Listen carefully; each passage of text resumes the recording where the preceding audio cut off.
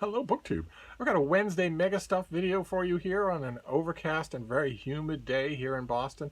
You can definitely feel that a change is in the air, that some kind of weather is changing. There's gusty, uneven wind and heavy clouds and intense mugginess. I have a feeling that this little bubble of late spring weather that we have had, shirt sleeve weather in the middle of the day in the early November, I have a feeling that that bubble is about to burst. I don't know if it'll mean rain, but I think colder weather is on the way, definitely. This has been, these last few days have been a time of intense leaf droppage. These things happen by the biology of the trees and bushes involved, in one way or another. I look around now and see bare branches where once I did not, just a few days ago. So a change in weather will will feel seasonal one way or another. But I have a whole bunch of little things that I want to talk to you about on this MegaStuff. So we'll just go through them one by one, and we'll start with Condi, the new love of my life. Some of you will, if you've been watching these tedious MegaStuff videos, then you know I recently was introduced by one of you to the whole idea of a rice cooker, just a simple rice cooker, where you set it and forget it is the phrase that rice cooking aficionados love. And I thought, why not? Why not give it a try? And I looked on Amazon right away and saw a whole bunch for $40, $50, $60.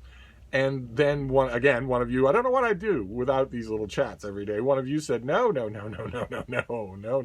think I paid $10 for mine at Walmart. You don't have to spend that much money. So I went and on Amazon intentionally looking for the cheapest rice cooker that I could find. And I found one. I found this. Here, let me show it to you. I found this little Black & Decker model that has just a simple ordinary plug. It has a lid, and there is the steam release there. It also has this little gadget right there, that little three-part clover of a thing that allows you to hook the lid onto the handle of the rice cooker. So it's not just wandering around out in the wilderness. And you have your measuring cup. Very important for somebody like me who doesn't have any idea what he's doing. It'd be different if I did, but I don't have any idea what I'm doing, so I can't eyeball things. And you've got this a steamer tray that sits on top of the internal bowl, which is the all-important element of the device. The internal bowl has non-stick coating. It has gradients for where you put your water, and this is where you pour in your rice. So you pour in a cup of rice, and then the amount of water that you want, depending on what the texture of your rice is that you want it to be.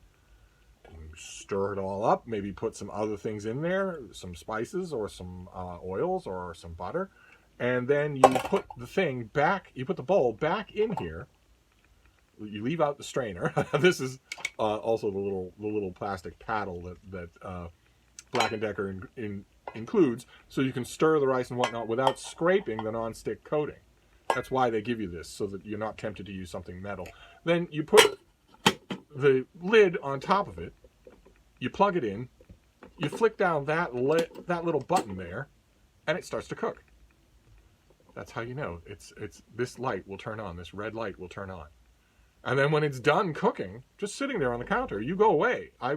You go away, it starts cooking. When it's done, it switches to warm. So it's not that your meal is getting cold. It stays warm as long as the thing is plugged in, and then you've got a bowl full of steamed rice. And I got Condi yesterday in the mail, and was smitten right away with how sturdy and how simple this thing looks. A couple of you have written to me saying that you love this exact model of rice cooker, but that I shouldn't expect miracles out of it. A couple of you have written and said that yours has lasted for years, that you use it every day, that it's a fantastic purchase. But quite a few of you have written and said, yeah, it's a $15 piece of technology, so you'll use it for a long time, you'll get a lot of value out of it, but it will eventually burn out, and you'll need to get another one for another $15. I don't know one way or another, but I got this yesterday in the mail, and I took it out of its packaging on camera. I squealed on camera because I have a feeling that I'm really going to like it, but I wasn't sure. I installed it on the kitchen counter next to the blender that my surly houseboy uses for his green sludge smoothies. Because he doesn't eat solid food, he just has green sludge smoothies. I put it next to that, And I did preliminary stuff. It came with an instruction manual. I pored over the instruction manual. All kinds of helpful information there. Although in this, as in so many other instances, I feel like the most helpful information I will get will come from YouTube. I'll watch a ton of videos. I'll listen to a ton of advice. But I read through that manual, and I also did the one other preliminary thing that people, the videos and the manual said I could do, which is to take out all these, the bowl, the strainer, the cup, the paddle, and wash them. Give them a nice steaming hot wash. Don't wash the inside of the rice cooker, of course. Don't introduce the inside of the rice cooker directly to water, or you will have a dead machine. But everything else, all the moving parts that have been assembled and packed in plastic and shipped from God knows where. So I did that.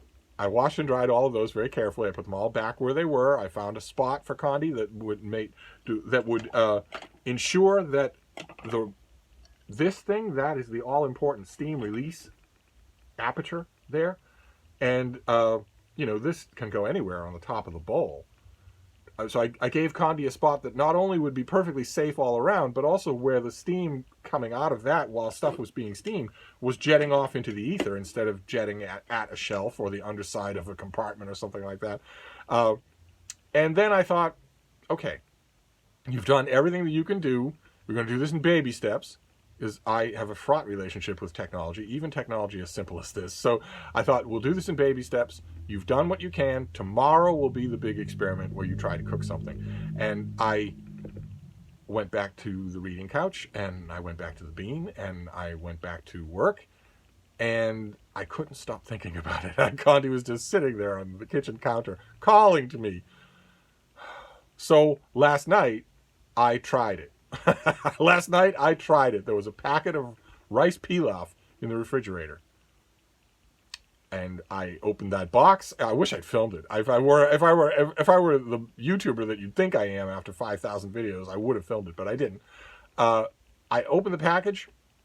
I measured it all out. I did exactly what I've seen countless videos do. I measured it out with the cup, poured it into the bowl, added water, added a pinch of salt, stirred it all around, closed the lid, hit the lever, and then denied my natural impulse. My natural impulse with this new piece of technology in the house was to stand there and watch it. But that's not. The whole point of this thing is that you don't have to do that, unlike, for instance, cooking rice on an open pan on the stove, where not only do I have to run the risk of the stove, but I also have to pay attention to what I'm doing and stir regularly and all that sort of stuff. The whole point of this thing is to set it and forget it. So I decided, okay, start as you mean to go. So I set it, and then I walked away. I just walked away. I went back to the reading couch and savaged a book, The New Don DeLillo. I wrote a savage review of The New Don DeLillo without thinking about it at all. Literally, because it isn't just a question of how long the time is on the chart that came in the instruction manuals for 1 cup of rice pilaf. It isn't even that. It's that the machine isn't going to let that go cold, even if I forget about it. So I went back and got to work. And after a while, I went out into the kitchen again, and sure enough, the light was on warm instead of hot, because it had finished. And I lifted the lid. I was careful. I wrapped a piece of paper cloth around the knob on top, just in case it was hot. I don't think it could get hot, but I wanted to take any chances. I didn't want a bad first impression. I lifted the lid, and the rice pilaf was cooked, but it was slopping in water. There was a lot of moisture left. So I did exactly what I'm supposed to do. I stirred it thoroughly, and then put the lid back on and allowed the thing to go back to warm, because it's still steaming when it's doing that. It's just doing it a lot less of a degree. And all of the YouTube videos that I saw instructed me that if I did that and waited just 10 minutes, 15 minutes more, it would eventually steam off all that excess water. And it did. It did. And I had an enormous wooden bowl full of rice pilaf as an unexpected late night meal. I try not to do that. When I'm on my own devices, an old friend of mine used to say, there's a key to both enjoying your food and controlling your weight. And it's the same key. It's 2-part. Don't snack, and don't eat after supper. So you plan a supper, you eat your supper, and then you don't eat anything else until the next meal that you have the next day. You don't do anything else, and you don't do it late. Don't eat late either. That advice has stood me in good stead for many, many years, and I add an extra wrinkle to it because I hate to eat by electric light. I just can't stand it. I like to eat my meals in sunlight, and the sun is going down at 3:15 here in Boston these days, and we're not having any sun today. So it tends to mean that I tend to go from 4 in the afternoon until at least 10 or 11 the next morning without eating, which is what the BroTube channels refer to as intermittent fasting. I do it without even trying. But I made an exception for Condi's first meal. But today will be different. Today, I have another one of those boxes of rice pilaf, and today I'm going to try it again with maybe a little less salt, maybe a couple more seasonings, and see how it goes.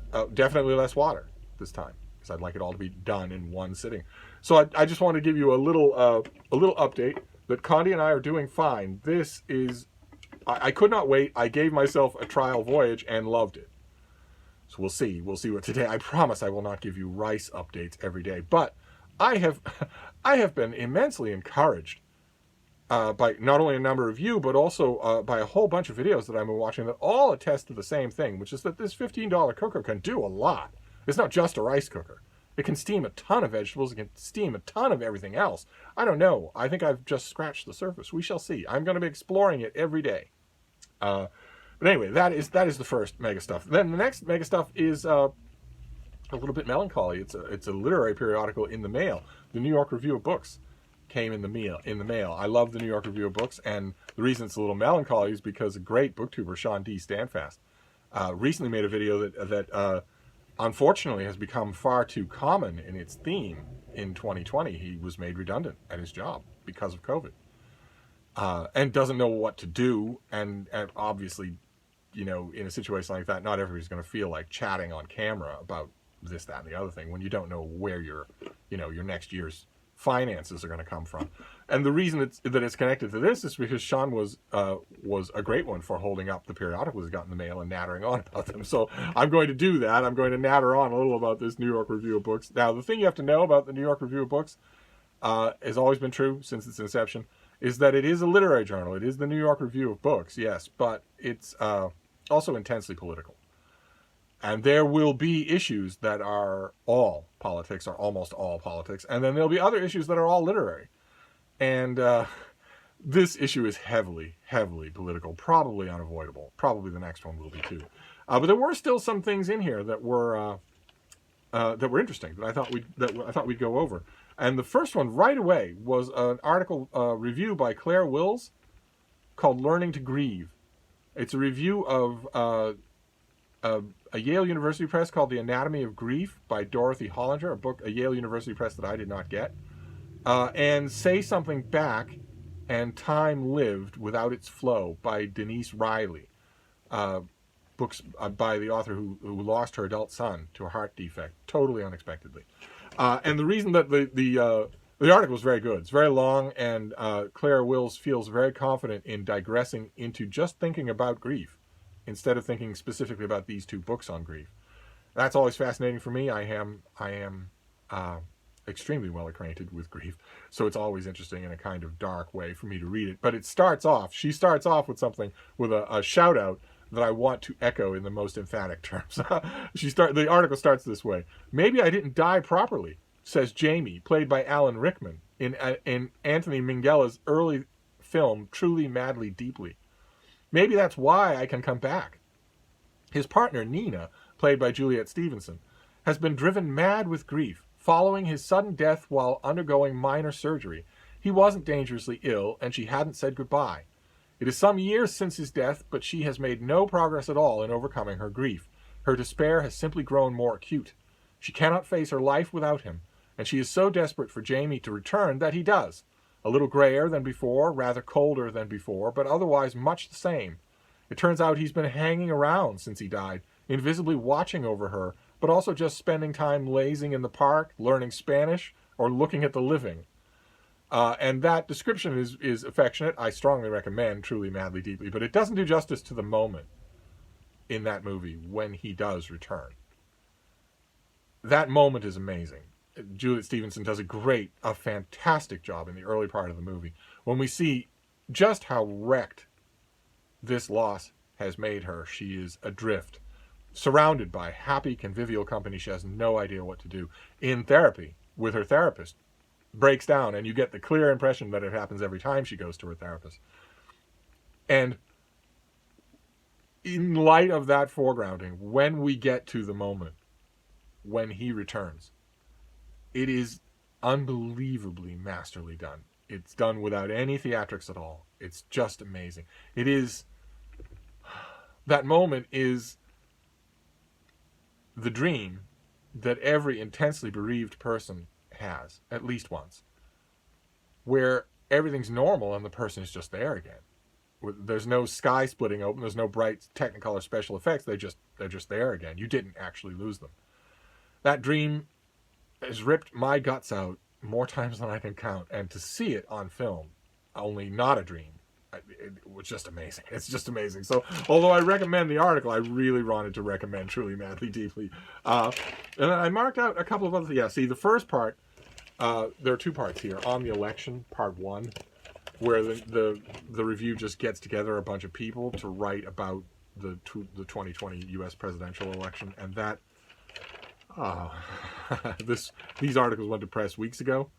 Obviously, writing about the 2020 presidential election now would be even more fraught. That will happen in the next issue of the New York Review of Books, because that election is being contested by the U.S. president, by the Nazi Party in the U.S. Senate, and by swaths of Americans who just want a royal family.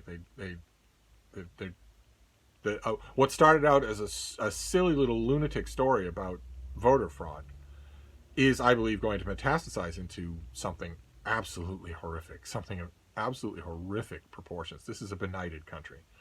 And so why would I don't think I even did. Why would I even bother to read the thoughts and erudite musings of some of the NYRB's in-house pet thinkers about the election when that story has moved on? As is the case usually with 2020 politics, the story has moved on from your last deadline. So what you wrote is no longer relevant. We also have Dorothea Lange.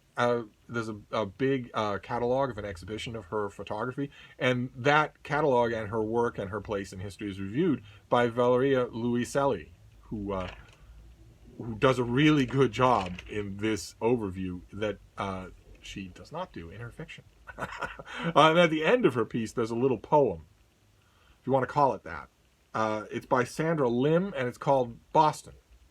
I saw the title and immediately gravitated to it. And this is that poem.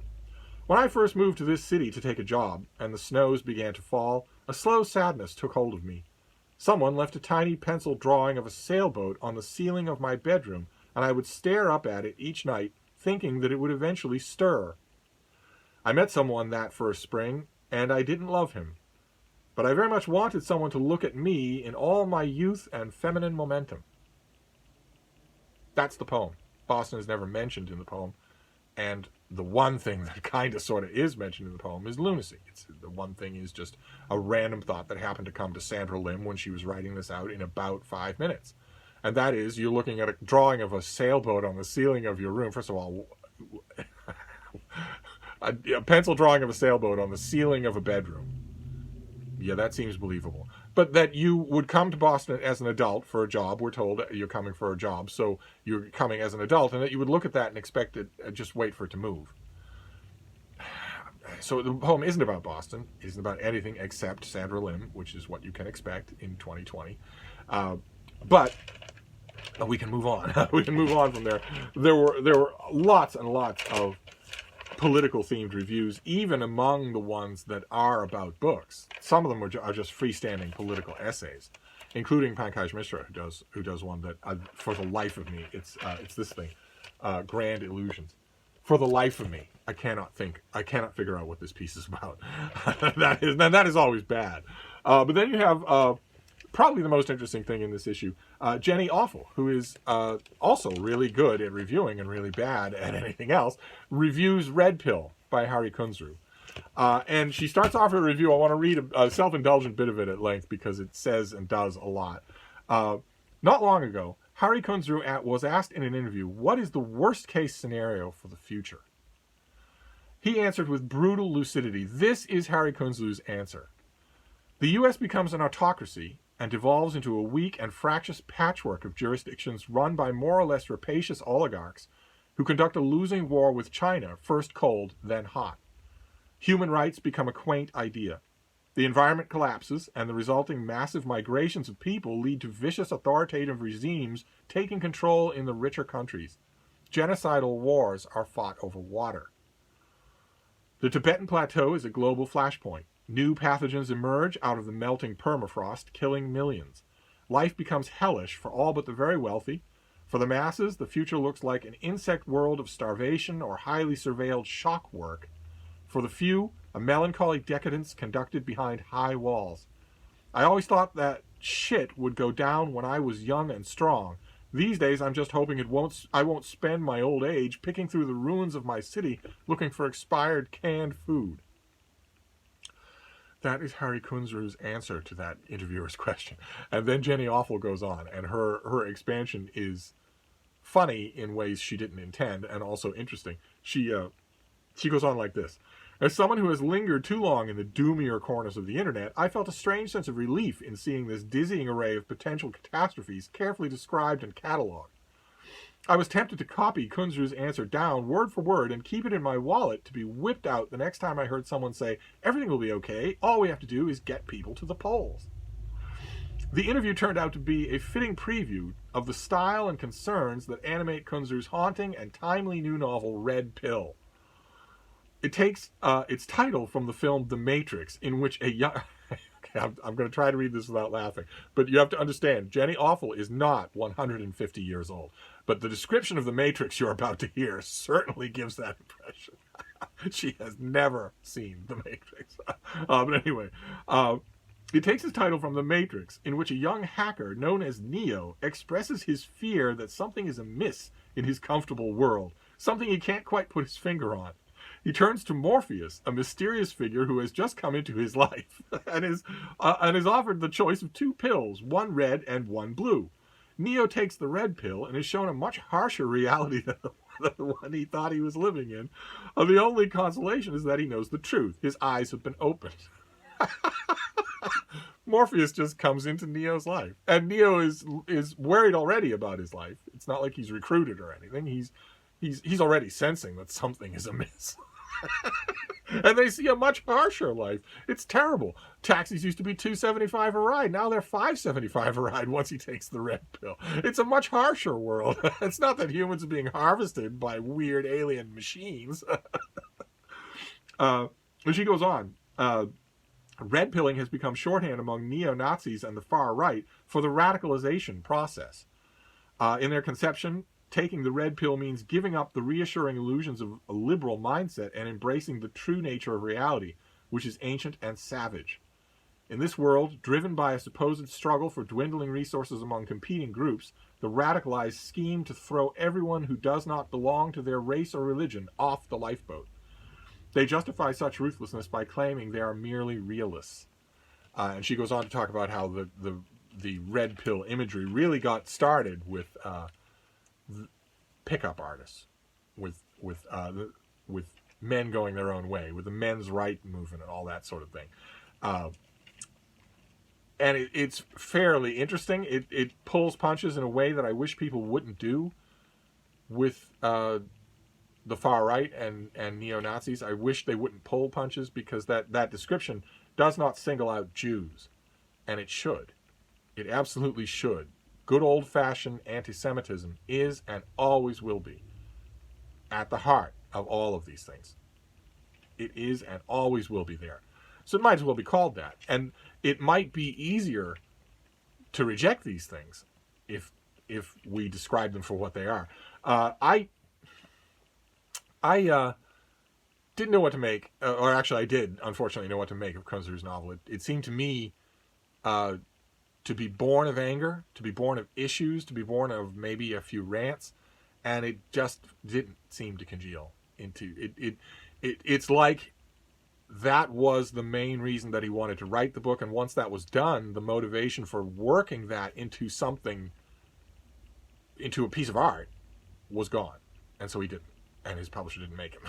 So I could be wrong about that. I have only read it once, but I did not have as high an estimate of it as Jenny Offal does. Then Nathan Whitlock does a long piece on the Canadian healthcare system, which I read and thought was very interesting, even though it's kind of weird to think that one of the problems with it is how high it's rated amongst its users. That doesn't seem like a problem, but the article really digs into the details there. And then you have on the election too. It goes on again, more and more outdated paragraphs about the election. The election was held. the election was held, and Joe Biden won.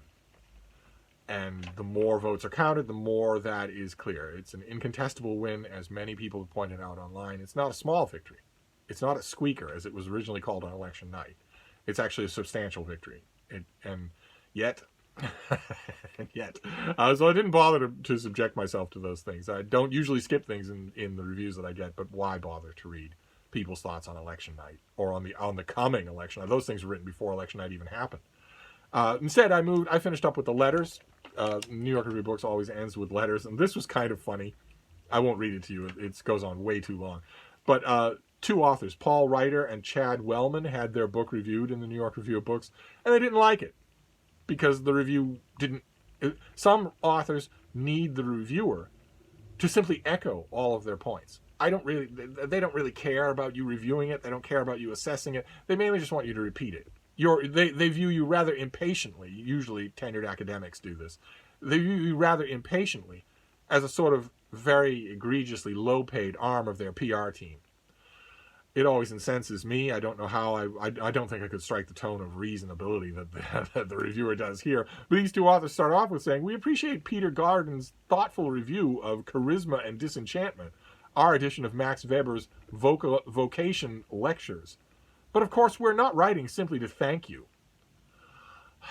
For all the care and precision his essay displays, Professor Gordon is too quick to level the charge that X has missed Y, stating, for example, that in this introduction and so on and so forth." And they go on at enormous length about how we're grateful that the New York Review of Books reviewed our books, but the effrontery of anyone disagreeing with anything that we say is a little bit much. So we had to write in. And Peter Gordon responds. And he does it with an incredible amount of even keeled. I couldn't do it myself. When considering a thinker as nuanced as Max Weber, differences of interpretation are inevitable. Good Lord. Good Lord. If I had been him, or if he had been having a really bad day, the proper response to that obnoxious letter is simply, "You're welcome." But anyway, that was the New York Review of Books. And then what else do I have to show you for this MegaStuff? Oh, yes, another thing. A tech update of a far more bookish kind. Something that a lot of you had been disappointed with. In me. You weren't really disappointed with me. You wanted me to give it a try. You were just disappointed that it didn't seem to work for me. At one point, when I realized in 2020 that a huge percentage of my book reading, those of you who are brand new to the channel, I am a professional book reviewer, and it's pretty much all I do. I do a lot of rereading. I read a lot of older stuff, finds from used books and whatnot. But the huge majority of what I read is new or forthcoming books. And in 2020, that shifted to ebooks, almost entirely. And when I saw that that was coming and realized that might stay true, pandemic or no pandemic, I immediately started looking around for all the technology I have for reading ebooks. What's the most comfortable way to do that? What's the best way to do that? And I have a few tablets, but I also heard a lot about e-readers, e-ink readers, the handheld dedicated e-readers that aren't whiz-bang blue light tablets. They just have e-ink designed to replicate the experience of reading text on a page. Much easier on the eyes, much easier on the battery life. And I cast around, I thought about that a lot, I consulted with a lot of you, and eventually decided to buy a Kindle Paperwhite. A cute little device. This thing. I got a case for it as well, and I got it in the mail. These Kindle devices are dirt cheap. I could have got the Kindle Oasis, which is the next big model up from this, but I wasn't sure if it would work. I wasn't sure if it would fit my needs, so I got just a simple Kindle Paperwhite for a song, and a case, and I got it, and I started to use it, and it didn't really work. I mean, it does work. It's a sturdy little machine, but it didn't really work for my purposes. It takes notes, and it reads, and it's really comfortable. It fits in the hand, weighs almost nothing. The battery lasts forever, just forever. You don't ever recharge this thing. You just go on and on and on. But and one extra element of interactivity didn't really work for me. Every once in a while when I'm reading a book, when I'm working up a book, especially when I'm working it up for review, I need to leave it and go consult something else and work it into the review. And you have to do it right. I myself, I don't know about other people's working habits. I have to do all that sort of stuff as I come to it. I can't make a mental note, what you need to do is look that up down the line, because I won't remember. One thing will drag me in another direction, and then it won't happen. So I have to mulch that stuff in as I'm going. And on a tablet, that is incredibly easy. You can just downsize that window, go to Wikipedia or Google or YouTube or whatever, confirm or ascertain the fact that you want, bring it to the document that you're working on, add it to there, and then go back to the book, all on one device. And so, to the disappointment of a lot of you who had have told me over and over again, you had your reading lives changed by your Kindle Paperwhite, I sort of let it go. I sort of put it on a shelf. And there's been a lot of rearranging and shifting and toting and barging here at Hyde Cottage. And a lot of that has involved technology, where I have taken stock of my technology, or at least started to. And in the course of that, I encountered my Kindle Paperwhite wherever I had stuck it. It was out of sight. It was out of mind. And I thought, oh yeah, there's this thing. I once was going to use this. I wonder, one of the big things I was doing for all of this toting and barging was making sure that I could find power cords for everything and matching the power cord with every device. Turns out that the standard brick and then the power cord for all Kindle devices is the same. So I now have the whole range of Kindle devices. I have an 8-inch Star Trek thing. I don't think I have it here. No, I don't think I have any of them here. I have the little red Macaulay Omnicom, the little Star Trek thing. That's a Kindle 8-inch. I also have a Kindle 10-inch, big blue, with a display and a screen protector and a plastic handle on the back that's adjustable. And it turns out that the plug and the adapter for those two things works on this thing as well. All the Kindle devices charge on one cord. And I didn't need it at first. Oh, hello, baby. You want to say hi to your friends? Ooh. Mm. Oh, somebody's a little down. She's still her spunky self, but she's a little bit more thoughtful. And I bet I know why. Enough with satellite imagery. That is my real indicator that rain is coming. But anyway, I saw this thing. I encountered it tucked away in a corner somewhere. I thought, oh, well, I'm sorting out my power cords. I can recharge this and see what it's like. Make my acquaintance with it again. I didn't need to. It still had like 60% power after all that time. These things are just e-ink. They're not eating up battery life the way everything else that I have is. So I opened it. And there were a bunch of books on it. And I took it into the bathroom, where I have a pile of books on the back of the toilet, and where I also have a little shelf of books. Instead, I used this. And it was incredible. Absolutely incredible. The tiny size of the screen means that you're constantly turning pages, which is a weird kind of encouragement when you're reading. And this thing, as I discovered with my Kindle app on my first generation iPad, as I discovered on all of my other Kindles, when I get a Kindle download, it goes straight to this. So it was full of books that I hadn't read yet, that I hadn't touched yet, including lots of advanced e-galleys from NetGalley. And suddenly I found myself just reading and loving it. I'm taking notes, enjoying the hell out of it. So I think this is back in the running. I know it's going to make a lot of people happy. I've suddenly just...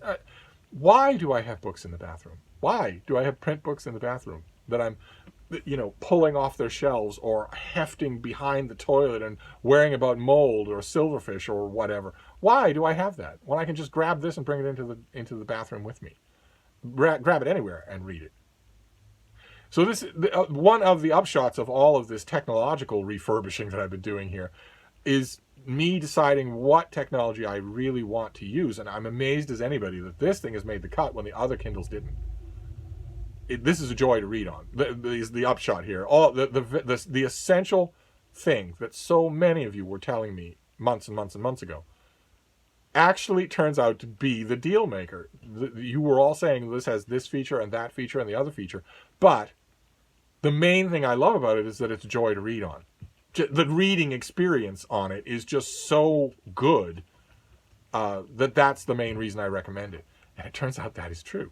That is absolutely true. So amazingly, I told myself ahead of time before this whole toting and barging happened, there was going to be a small number of pieces of technology that were going to survive. The ones I actually use. No backups, no doubles, no thoughts here or there, no whims, just the ones I actually use. And carrying this around everywhere and just reading, yeah. So my Kindle Paperwhite is back in the running. And when we're talking about books, we'll finish up this MegaStuff video with 2 books. One is opened already, but I want to show it to you anyway because I want to recommend it to you. I love this series. I recommended the last book, and I wanted to make sure to show you because this is out already. This came out in late October. I didn't know. The publisher sent me this. This is self-published, and this series is so good. You shouldn't miss it. If you are a fan of historical murder mysteries, you shouldn't miss this series. This is by Darrell Duthie, and it is the Malcolm McPhail series. And this one is Vicissitudes of War. Props to the author for getting vicissitudes into the title of the book in 2020. But this is a series that starts off with Malcolm McPhail's War, goes on to My 100 Days of War, and War for King and Empire. We saw War for King and Empire at least on this channel. I want to read you just a bit of this. This is out already. It's an indie publication, so it probably won't be stacked in your bookstore, but you can find it online and order a copy or order the bundle of the whole of them because they are enjoyable. You will really enjoy this series. Let's see here. September 1916. Newly promoted Lieutenant Malcolm McPhail arrives in Albert, France, feeling himself lucky to have left behind the sodden trenches of the salient, until he glimpses the battlefield. The Boche guns are thundering something fierce, the ground for miles around a barren wasteland. If the rumors are true, a new offensive is only days away.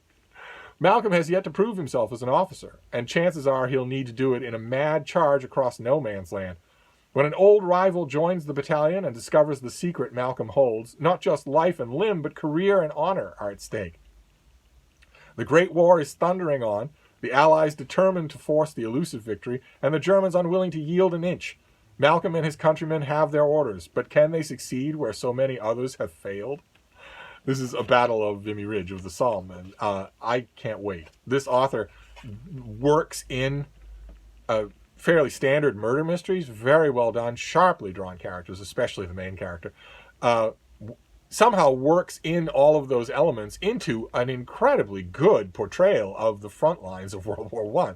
You'd think that would give the author and the characters too much to do to be solving crimes or sleuthing for mysteries. But one way or another, if this is your sweet spot, if you like historical murder mysteries just in general, historical fiction just in general, World War I stuff just in general, you might very well have missed this series. That is, as we've discussed on this channel many times, that is the weakness of self-publishing, is that people can miss your stuff because you don't have a mainstream publisher's advertising arm.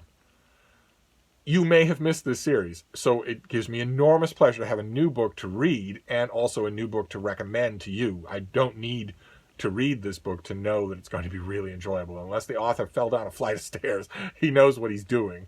The last 3 books were fantastic. I'm sure I'm going to enjoy this. So I wanted to, even though I opened it off camera, I wanted to recommend it to you. But it's not all opening off camera. We'll finish up with, there's one package here that we can open on camera. It's in a priority mail envelope. So once again, one of you may have been naughty and sent me something. We encountered this yesterday when I got Condi, my rice cooker, in the mail. There was a box and I thought it's from Amazon. Maybe one of you has sent me something. And I got some emails from new viewers of this channel, people who have just started viewing this channel, saying, I don't understand. Why would you be mad if your viewers send you things? Why would you be mad? One person said, I watch lots of YouTube channels, and that's what all of them want. why would you be mad if that happened? It's a long story. It's not how it's supposed to go. I'm supposed to be sending things to you. You're not supposed to be sending things to me. I'm not a normal YouTuber, but it turned out to be the love of my life, my rice cooker. So it was no big deal. And we'll have to hope that this is the same. What is this? It's a book.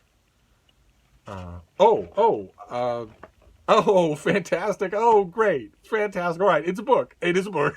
This is called Everybody Lies by Emily Kavanaugh. Looks also to be self-published, or close enough. What have we got here? We, of course, don't have a pub sheet, but let's read about it. It sometimes feels impossible to keep anything hidden in a place like Great Rock. But now they have found that poor girl down the beach, I realize just how many secrets we've been keeping all along. Evie has lived on the island of Great Rock all her life. Every year, after the holiday makers have departed, storms begin to roll in off the Atlantic, and the island returns to the small group of locals who, like her, have decided to make it their home. But when a body is found on a snow-covered beach, it sends shockwaves through the tight-knit community and ravels Evie to her core. The dead woman had worked on the island the previous summer, and it seems strange she would have been visiting so out of season. What drew her back, and who was she meeting? When Evie learns that her partner, Ian, was the last person to see her alive, the shadow of murder falls far too close to home. No stranger to being talked about on the island, where no one's private life is their own, Evie must protect her daughter, Daisy, from yet more island gossip. Her family's happiness has felt fragile at the best of times, and now with Ian under suspicion, she senses they are close to free fall once again. As the icy weather closes in, Evie will discover that no matter how hard you try to hide it, the truth will always find a way out. And the reason why I got this thing, this is a 2020 release. This is a self-published thing. All right, so that's two indie books that we're gonna talk about. The reason why I got this is because it comes from my editor at Martha's Vineyard, which I suspect is Great Rock. It's an island off the coast of Massachusetts. It's a popular vacation spot before the pandemic, a popular vacation spot in the spring and summer. Tends to empty out of a lot of people in the winter. I have wintered on Martha's Vineyard before that was a tenable proposition.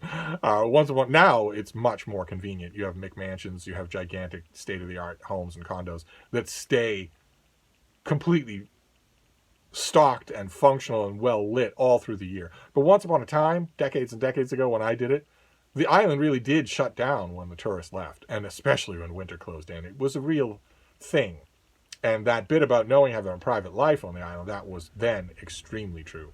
Although there are nooks and crannies on Martha's Vineyard that are tough to get to, where you have to know where you're going, and even then. That has got to be the reason why he sent me this. This author is probably a vineyard local or a frequent vineyard visitor. And Great Rock, the setting of this book, is probably a thinly disguised Martha's Vineyard. And the Vineyard Gazette is an old-style broadsheet newspaper that is put out on the vineyard. And for years and years and years when I was there, like everybody else, I read it. I've shown it to you many times on this channel. My editor gave me a subscription. Without thinking that there would ever come a day when I would review books for it. Most of the time that I was reading it, I was reviewing elsewhere in the American Midwest, not in the Northeast, and certainly not on the vineyard. Even though I was friendly with the editor of the Vineyard Gazette at the time, and I was friendly with him. I was more friendly with his dog. But either way, the idea came up many times, and maybe I should review books. It never occurred to me. It just goes to show you cannot know the paths your life will take. You just cannot know. And some of them will be directly ironical. Now I am a book reviewer for the Vineyard Gazette, one of the most prolific of their book reviewers. I noticed the other day an interloper reviewing a book who I checked the byline. It wasn't me. But I review a lot of books for the Vineyard Gazette, and that's why my editor sent me this, because this will be my next assignment. I just recently filed my review. In fact, it should be out this week on the Brownsville, Texas incident. A book that we saw on this channel that was really, really good. Also self-published, also indie published, but really, really good. The author worked at the Pentagon and worked to clear the name of the regiment, that the battalion that had been besmirched by President Theodore Roosevelt and dishonorably discharged. So when I opened that book on camera and showed it to you, we already knew that the book would be literally making history. But I didn't expect it to be so enjoyable to read. It was terrific. So we'll hope for the best from this as well. So we have two very attractive indie publications here. And then my Kindle Paperwhite and a bunch of other stuff. But good Lord, look at how long this MegaStuff video is going on. I'm going to wrap this up. I just like talking to you. That's all. I'm going to wrap this up. And I'm going to take my sulky bean outside before the rain starts, because her behavior is telling me that, forecast notwithstanding, barometer notwithstanding, it is certainly going to rain tonight. So I want to get a good long walk for her out before that happens, because she won't go out in the rain. So I'm going to wrap this up for now. 45 minutes. I doubt I'll make any other videos, but I will see you soon. Thank you, BookTube.